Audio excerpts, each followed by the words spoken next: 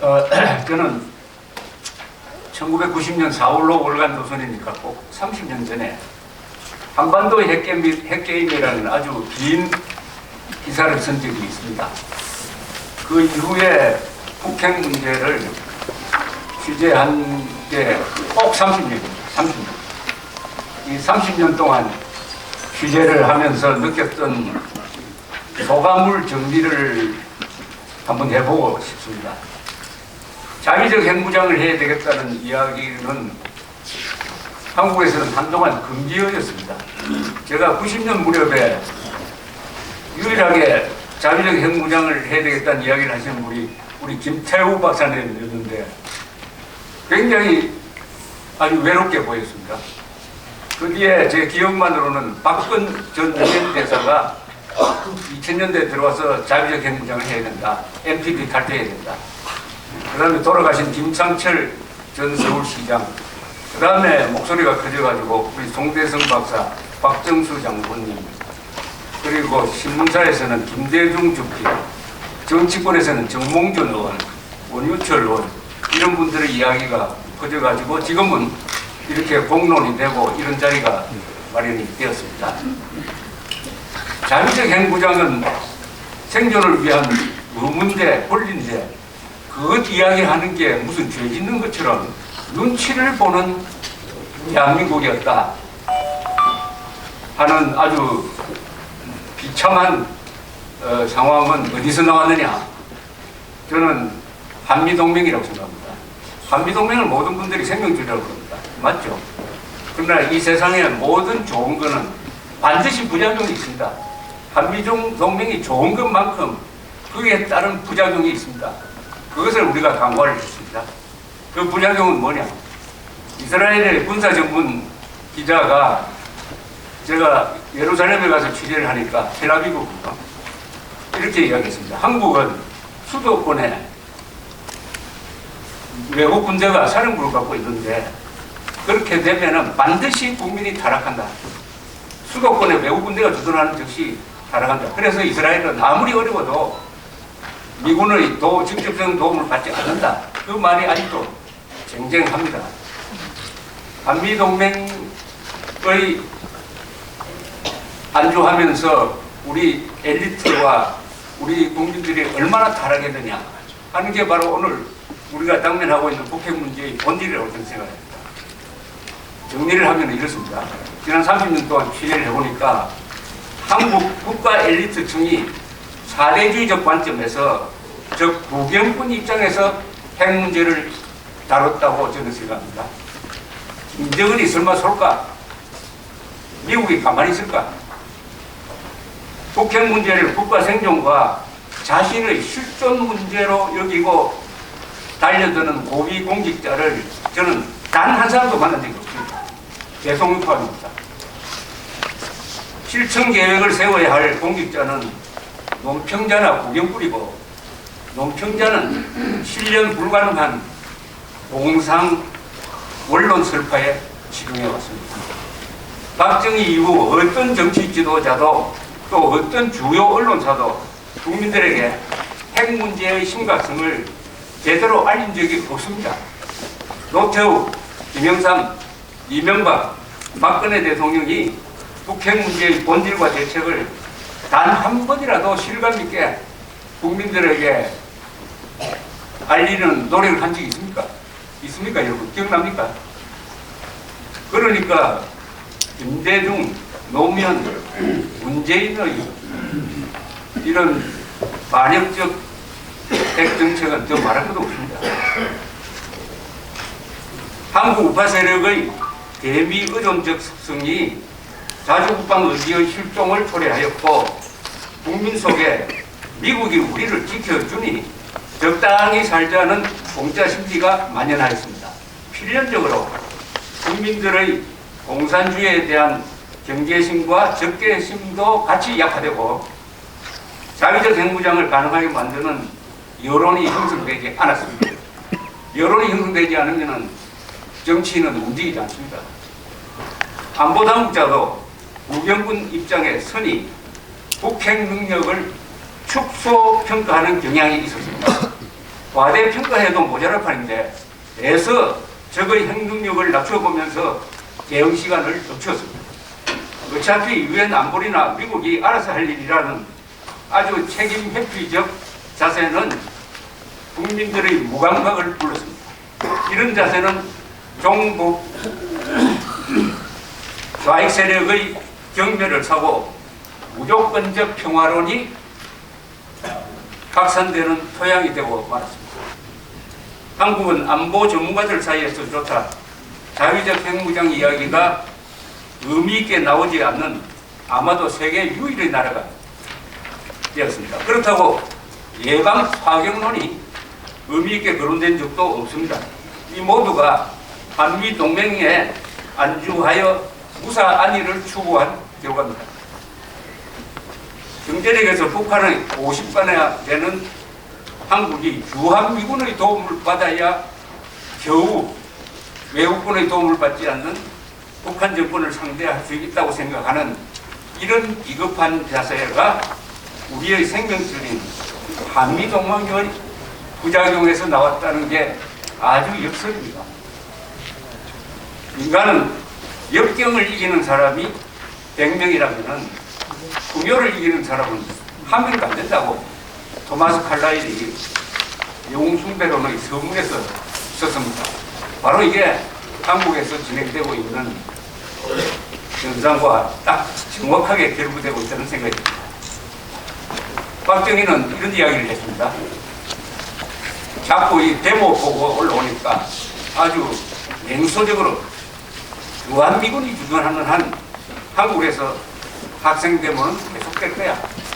이 말은 뭐냐? 안보 무임승차가 국민의 생존 요령이 된 바탕에서 문재인 정권이 등장할 수 있었고 국군과 국민을 해갑해서 무장 해제시켜가지고 벌거벗겨 내려놓아도 완화하지 않는 일종의 살찐 대지 상태의 국민으로 만드는 것을 방치하고 말았다. 그럼 이런 상태에서 과연 자위적 핵무장이 가능하겠느냐 하는 생각이 듭니다. 자, 그런데 이 핵 문제를 군사적 면에서 보는 것은 많이 해봤습니다. 그런데 저는 이렇게 한번 제안을 하고 싶습니다. 이 핵 문제는 철저하게 이념적 관점에서 봐야 합니다. 이념적. 그렇게 해야 정확하게 알 수 있다고 생각하는데 이념적으로 보면은 한국의 핵 문제는 대충 지금 이런 상황이라고 저는 정리를 해봤습니다. 논의의 출발점은 문재인 정권의 이념과 북핵 정책이 어떻게 연결되어 있느냐는 것입니다. 흔히 주사파는 아니지만은 이것은 정확하게 표현합니다. 주사파는 주제사상파니까 무슨 철학파처럼 보이고 그 주사파에 대해서는 아무도 경계심을 갖지 않습니다. 여러분 주사파라고 욕을 하면요 그것은 칭찬이 됩니다. 무슨 주사파입니까? 노예파지. 그래서 김일성파라고 정확하게 이야기했습니다. 이 김일성파가 문재인 정권의 핵심을 장악하고 있다.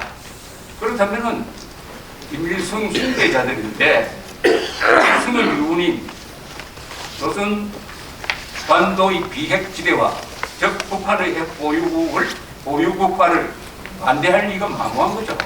문재인 정권이. 4.27 판문점 선언은 그대로 읽으면 됩니다.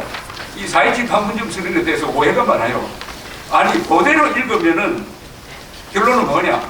북한의 핵 보유국화를 문재인 정권이 국제사회에서 뒷받침한다는 내용으로 되어 있습니다. 하나도 제가 과장 해석한 거 아니에요. 그대로 읽으면은 북한의 핵 보유국화를 한국이 앞장서서 북한과 손잡고 국제사회에서 뒷받침한다. 딱 그렇게 돼 있어요. 근데 그걸 자꾸 북한의 비핵화로 보도를 하고 있는 이 사기극이 만연하고 있습니다. 김정은이 핵미사일을 쏠 경우에 대비하는 것이 아니라 어떻게 하면은 수도권을 무방비 상태로 만들어가지고 수도권에서 가장 많은 피해가 발생할 수 있도록 할 것인가. 그러려면 사드를 배치해서도 안 되고 핵 민방위 훈련을 해서도 안 됩니다. 그리고 수도권 상공에 우리 전투기가 날아다니도록 해서도 안 되죠. 문재인 정권이 그렇게 한 거 아닙니까? 아니, 사드 배치도 안 해. 핵 민방위 훈련도 안 해. 항공관이 나왔는데 수도권에 비행금지 구역을 만들어. 이건 누구를 위한 겁니까? 국민의 안전을 위한 겁니까? 아니면 김정은의 안전을 위한 겁니까? 이게 바로 이 김일성파가 장악하고 있는 문재인 정권의 이념이 정확하게, 정직하게 그렇게 표현되었다고 봐야 될 거라고 생각합니다. 따라서 이 탈원전 문제도, 탈원전의 목표가 뭡니까? 탈원전의 이유는 문재인 씨가 초기에 선언할 때 공개한 통계는 완전히 엉터리였습니다. 후쿠시마 원전 사고로 1,300명 이상이 죽었다. 그때 단 한 사람도 죽지 않았습니다. 그 목표는 뭐겠습니까? 환경 문제입니까? 아니죠. 탈원전은 누구를 위한 겁니까? 이렇게 원자력 학자들이 아주 집회에 가면 애타게 이야기합니다. 간단하죠. 탈원전은 김정은을 위한 거죠. 김정은을 위해서 대한민국에 핵폭탄을 개발할 수 있는 기반을 없애겠다는 거예요. 이게 탈원전 아닙니까? 문재인 씨는 북한의 원자폭탄은 위험하다고 생각하지 않고 한국의 세계에서 가장 안전한 원자력 발전소는 위험하다고 생각합니다. 이게 이 사람의 이념이에요. 이념은 가치관이고, 가치관은 우리가 좋다는 것을 저쪽은 나쁘다고 보고 우리가 나쁘다는 것을 좋다고 생각하는 게 이념이다. 그러니까 핵 문제, 대책 이런 것도 문재인 정권 입장에서 이념적으로 봐야 대답이 나온다. 이런 말씀드리고 싶습니다.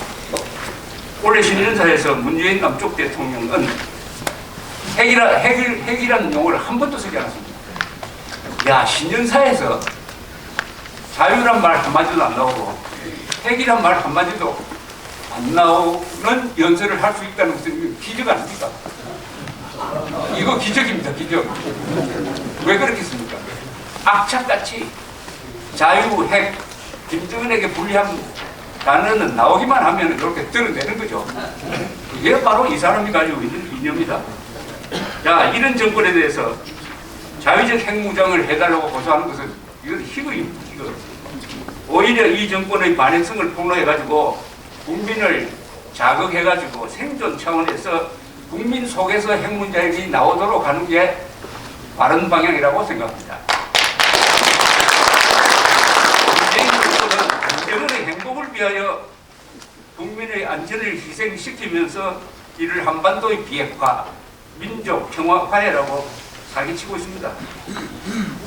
남북 간의 합의문에 나오는 민족 경제의 균형 발전에 의한 공동번영 이거 아십니까? 6.15선언, 14선언, 4.27선언에 항상 나옵니다. 요걸 평화경제라고 요약합니다. 그러니까 이건 뭐냐? 좋은 단어, 민족, 균형, 공동, 번영, 좋은 단어를 비논리적으로 연결하면은 이런 말이 됩니다. 쉽게 말하면 이런 말이죠. 비 오는 달밤에 단둘이 홀로 앉아라. 흘러가는 미래를 추억하라. 여기에 우리 국민들이 많이 속습니다. 이상하거든요. 비 오는 달밤에 단둘이 홀로 앉아. 얼마나 로맨틱합니까? 여기에 왜 우리 국민들이 속느냐? 바로 자주국방 의지를 포기한 국민은 아무리 머리가 좋고 잘 살고 해도 이런 식으로 행동한다. 가장 큰 국회는 자기의 생존 문제를 충분히 해결할 수 있는 국력을 갖추고도 미국한테 의존하고 우리는 웰빙에 전념하겠다. 이렇게 함으로써 살찐 돼지가 돼가지고 문재인 정권으로부터는 개돼지 취급을 받고 굶주린 늑대 같은 김정은으로부터는 살찐 돼지 취급을 받는 이 대한민국의 엘리트와 국민을 있는 그대로 보고 이걸 어떻게 해결할 거냐. 저는 하나 있다고 생각합니다.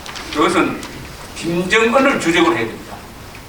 문재인은 김정은의 수석 대변인이니까 문재인하고 싸우는 것은 피곤해요. 여기서 승부가 나더라도 운 좋게 우리가 다시 정권을 가져오더라도 그 정권은 과거의 이명박 박근혜 정권 이상이 되지 않을 것입니다. 문제 해결이 안 됩니다. 북핵 문제의 근원적 해결은 김정은 정권을 무너뜨립니다. 김정은 정권을 무너뜨리는 게 자유통일 전략 아닙니까? 자유통일. 공산혁명 전략을 펴면 우리는 자유혁명 전략을 펴야죠. 그렇게 하려면 우리가 가지고 있는 무기가 있습니다. 우리가 비대칭 전술을 써야 됩니다. 그것은 우리가 가지고 있는 돈, 우리가 가지고 있는 자유가 있을 때 자유를 써야 되고 돈이 있을 때 돈을 써서 북한의 김정은을 주적으로 두고 그렇게 되면은 우리 편이 많아집니다. 문재인을 주적으로 두면은 우리 편이 될 사람은 한국 안에서 50%밖에 안 돼요. 그러나 김정은을 주적으로 두는 순간 적어도 대한민국 안에 한 70, 80%는 우리 편으로 만들 수 있습니다. 그리고 국제사회는 다 우리 편으로 만들 수가 있습니다. 그럼 김정은에게 뭘 요구를 하냐? 저는 광화문 집회 마이크 잡으면 김정은 개새끼라고 하려고 합니다. 그런데 미안하죠. 개반도 무산놈. 그러니까 그 방법도 하나의 방법이 되겠죠. 왜냐하면 이승만 광장 집회를 김정은 부하들이 보고 있습니다. 그때 수십만 명이 김정은 개새끼라고 할 때 주는 충격이 있습니다. 그런 식으로 김정은 정권에게 세 가지를 요구하면 됩니다. 첫째, 북한 노동당 해체하라. 김정은 몰아내라. 그리고 자유선거하라. 이것은 북한 노동당 정권, 김정은이 가지고 있는 우리 민족사의 정통성이 아니라는 거죠. 한반도의 가장 큰 싸움은 민족사의 정통성이 어디에 있느냐를 가지고 싸우는 겁니다. 그래서 북한 노동당 정권, 김정은이가 가지고 있는 이런 반민족성을 폭로하는 것을 통해서 김정은 정권을 무너뜨릴 때 우리가 가지고 있는 전략적 강점, 우리가 있는 강점으로 적의 약한 데를 쳐야 되죠. 지금 문재인 정권과 싸우는 것은 낙동강 전선에서 고병전하는 것하고 마찬가지입니다. 이때 시간을 벌어가지고 평양을 치는 사령부를 공격하는 우파의 인천 상륙작전이 필요하다. 저는 이렇게 말씀드리면서 이것을 자위적 행동장의 한 대안으로서 제기하는 바입니다. 감사합니다.